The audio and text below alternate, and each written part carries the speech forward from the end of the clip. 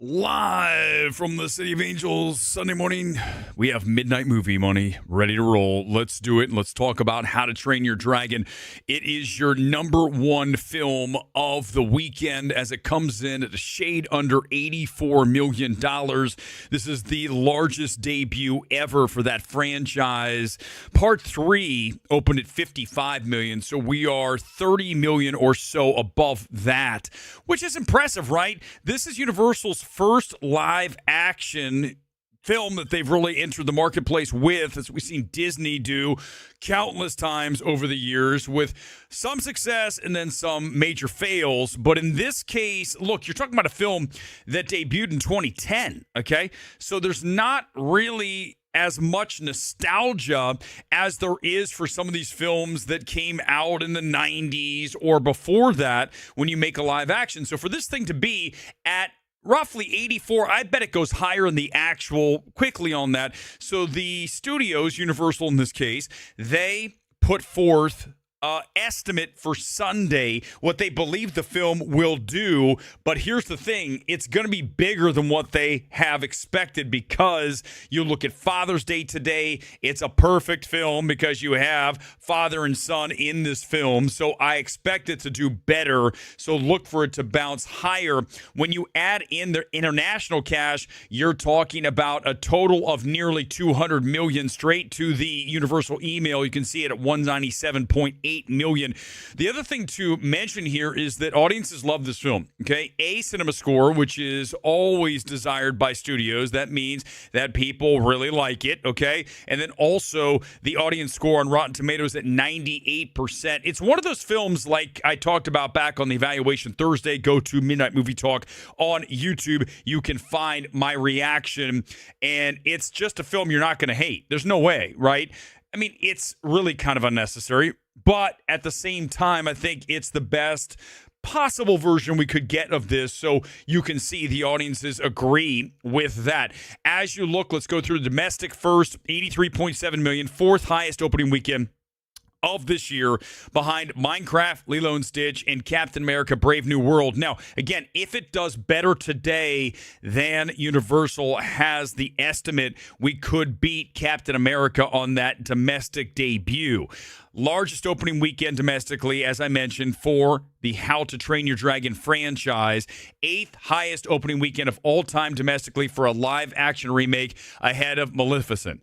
Then you have the eighth highest Father's Day opening weekend all time, ahead of Fantastic Four: Rise of the Silver Surfer. International, 81 markets. How to Train Your Dragon is at 114.1 million on the international cash. Sixth biggest international opening of the year. Number 4, if just counting Hollywood movies. Sixth biggest international opening of all time for a live action remake, behind Lion King, Beauty and the Beast, Lilo and Stitch, Jungle Book, and Aladdin, but ahead of everything else. Mexico, really strong start there, 14 million. UK and Ireland, also very strong, 11.4 million. China, the clear number one film in the market, 11.2 million for the weekend. This is above the lifetime numbers for Sonic 3, Little Mermaid, and Wonka. So it's already made more money than those 3 films in just the opening weekend. So Chinese market is into How to Train Your Dragon. It's the biggest opening day for a live action adaptation the past 5 years in China. So Universal has a win here. Obviously, guys, I mean, you're going to say, well, it's way under Lilo and Stitch. It's not at 100 million. Okay, yeah, fine. But let me ask you this. What film could Universal have made that was an original title that was going to debut with nearly 200 million worldwide? That's why they do these live action remakes, because it's easy cash. It's printing cash. Of course, we get 2 and likely 3. 3's the weakest of the 3. 2 is the best. So I can't wait for the live action 2, right? The stakes. Don't make me spoil it. God, it's good. So when you look at Universal, it's just a wise business decision. We talk about this all the time on Midnight Movie Talk, right? Where you have Lionsgate making the dumbest decisions ever week after week. Ballerina, we're going to get to that in a minute. I called it last week. I don't want to have this discussion with you guys anymore. Not you. You guys are smart. The dumb people. The dumb people out there. I told you Ballerina was dead. Y'all like, nah, it's going to do. No, it's dead. Bury Ballerina. It's very obvious to see. Movie's totally forgettable. I didn't say it's terrible. It's forgettable. Okay? So don't get into arguments with me about me calling this shit. I call it right all the time. Tired of doing this. Don't do it, man. Don't come in here and do this to me. It's a waste of your time and mine. But you look here, and this film should play for a very long time. I mean, look, I know there's a lot of stuff coming into the marketplace, but family films have done very well in the post-COVID marketplace. People want to get out of the house. They want to take the kids to the multiplex. They don't want to stay home and stream stuff all the time. And thankfully, when you look at Lilo and Stitch, let's go to that right now because that is your number 2 movie. We'll get to Materialists and MI8 and Ballerina, all of that in just a minute. But to Lilo and Stitch, talking about family films doing well, yes, this film is now at $858.4 million. It's not going to get to $1 billion. I told you guys that weeks ago. Had someone come in and say, you don't know what you're talking about, Weber. I do. That's the thing. So don't play around with MMT, baby.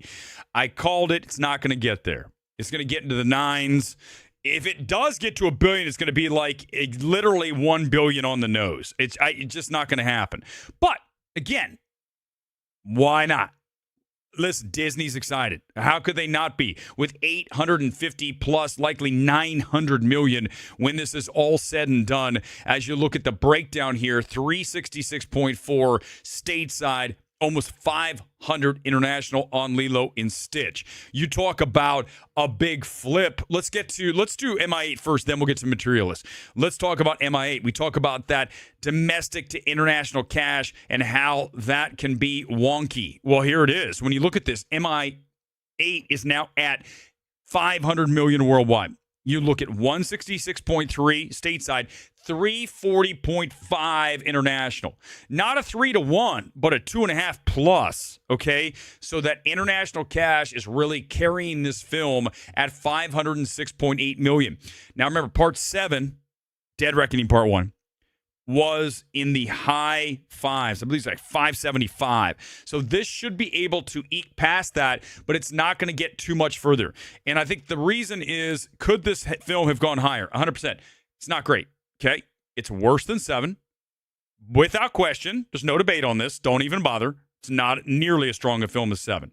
And it's one of the weakest finales ever for a franchise that really needed to end with a bang, and it ends with a, are you kidding me? Tom strapped to the side of a biplane 2.5 hours into the movie as we talk about AI exposition dump for 2 hours. Ugh. God, this movie. Most disappointing film of the year. But listen, it's still going to lose them a ton of money. I was going to spin it positive, and then I remember that, yeah, it's a $400 million film. It needs to be over $1 billion to be profitable. So Paramount is pretty much, it's over for MI. And it should be over for Ballerina. When you look at this film, well, I mean, it's over for Ballerina. It should be over for John Wick, okay? Just quickly on this, as we bring in the minus 62% here, that is a huge fall. And again, I get back to this. I talked about it last weekend. We called it on the Sunday night stream. This film was dead. It was dead for the moment it was greenlit. And there's a million reasons why, but ultimately it's very simple. This film should never have been made. This damages the John Wick brand. This is losing Lionsgate more cash after Borderlands and Crow and all of the shit that they put out that has buried them, okay? So you just can't do this because ultimately you can't damage your brand. You can't have something that's attached to the John Wick universe that comes out and does what Ballerina is going to do. I'm telling you guys, I discussed this, and it really infuriates me, okay? I'm not going to get angry here today because I'm on the way down to play volleyball today and chill. Here's the reality. You cannot, in a boardroom, when you're making these decisions, have someone who is woefully inept at reading the room, i.e. box office possibilities, and say, let's make an Ana de Armas version of John Wick. This is studio suicide. And you're seeing it here. I'm tired of having these discussions, and I frankly it makes me ill to even think that someone down in Lionsgate in Santa Monica, California, about 15 minutes from here, has a job after this film was released. They should not. And I'm telling you, I'm 100% right to be as brutalizing as I am with this film. And if you don't like it, too fucking bad. I don't care. You think I care that I am going to worry about your feelings about a movie in Ballerina? This film should never have been made. And if you don't understand that, you're the problem, not me. I'm not the problem, baby. You and the way that you conceptualize how things go in your delusional state, that's a you problem, man, not a me problem. Materialists, a film I really like, okay? There's issues. There's a lot to talk about this film. I think screenplay-wise, man, I can't wait to get into this because I think that Celine tries to do too much. But overall, God, I love her aesthetic, okay? Elegant, both past lives and this film. And I am a fan of it. And look at it, $12 million here for Materialists. By the way, I just want to make sure one thing is clear as I continue here for just a little bit longer. Remember, whoever's like, he hates everything with a woman. I am recommending a film directed by a woman and is as female-centric as it gets. So you can take that shit and run it out of here. Because you are bonkers, okay? We don't allow bonkers people to hang out here. You need to leave. Escort yourself out the side door where you're not necessary. This is a film that is at $12 million for a small, right, rom-com-ish. It's not really. It's smarter than that, right? It's deeper than that. That's what makes it good. I mean, if it was How to Lose a Guy in however many days, 7 days, 14 days, what's the name of that movie? It's like that. What are we talking about? No, this is much more interesting than that. The thing about Materialists when you watch this film is if you've been in a relationship, I don't care what sex you're in. I don't care what sex you're into. Let me just tell you that there's a lot of really spot-on observations in this film. It's uneven, but I like it. But $12 million for a film like this, the third biggest A24 opening of all time when you talk about a wide release. You look at Civil War #1, you look at Hereditary, and now Materialists. So this is a win for A24. We, for the longest time, have been bagging on A24, as they deserved it. They had a really rotten stretch. And now you've got Warfare, you've got this, you got some things to work with, A24. We might be becoming fans again. Maybe. I mean, it's possible. But it's a nice opening. It's very impressive. Conversely, Life of Chuck at $2.1 million is not impressive. And I had a feeling, listen, we called it last weekend. Here's the top 10 as we get into it here and get ready to roll out of here on this Sunday morning. Quickly, Life of Chuck only had about 14,000 per location on the platform last weekend. That's not very good. So I go, watch out. When this gets wide, it's not going to do anything. And look, it's number 9 with $2.4 million. 2.1 make that. 2.14. Wait a second. Yeah, that's right. The total's 2.4. So 2.1 on the weekend. It's 2,000 per location. It's not good. Not good. But the movie's okay. It's very mid. It could have been better. You know what's interesting? And we'll talk about this tonight. When you look at Life of Chuck and you look at Materialists, you're looking at two films that are flawed by a screenplay. The difference is Life of Chuck is so ambitious that when it doesn't work as well as it should, it's more to the film's detriment than Materialists that has issues, but because it's more simplistic in its overall approach and overall storytelling, it's a better film because the flaws are not going to hurt the film as much as Life of Chuck. Does that make sense? When you're swinging for the fences and you miss, your ball might end up at second base. Life of Chuck's probably like just a bloop outfield single. But when you look at Materialists, you have mistakes, but you hit one to the gap and you're maybe inside the park triple. You see, that's what we're talking about. Is there another way to do it? I think there's only one way to do a triple inside the ballpark. All right, guys. Life of Chuck is number 9. Let's go to top 10. How to Train Your Dragon's number 1 with 83.7. That number's going to go higher. Trust me on that. It'll end up closer to 85 or higher when you get that domestic number that comes in tomorrow. Lilo and Stitch, number 2. Number 3, Materialist. Just discussed that. Mission Impossible is 4.